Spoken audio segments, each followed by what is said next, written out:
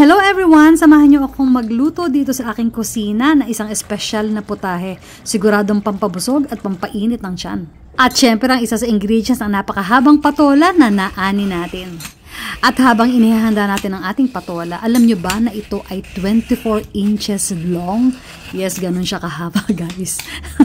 Kaya nakakatuwa, diba? Na ngayon ay magagamit natin siya sa ating recipe. At dahil masyado malaking patola natin, itong natitira, gagawin natin ito with sardinas naman next time. Refrigerate ko lang ito. So, ganyan lang yung pagkahiwa ng patola kasi payat lang naman siya kaya hindi natin kailangan hatiin sa gitna.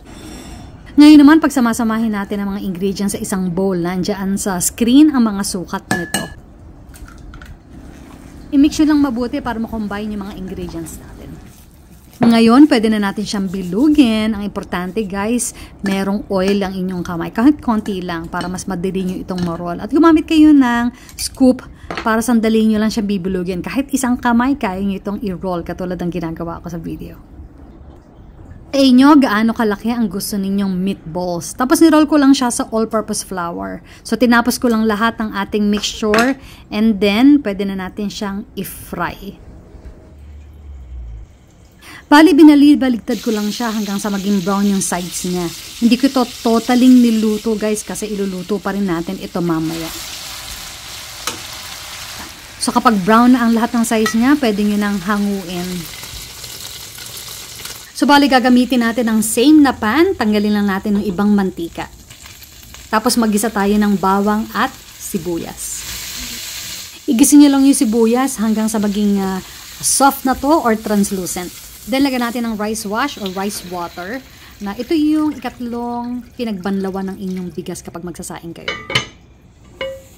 Kapag kumulo na, pwede nyo lagyan ng isang pork cube.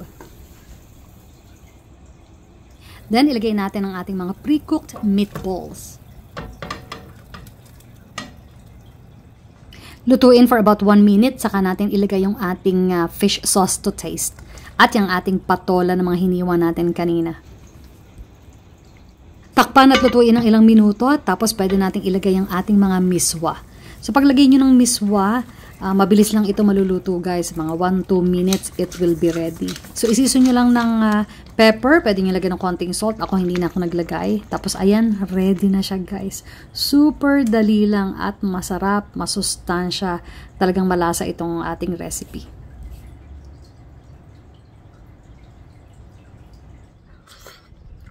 Oh!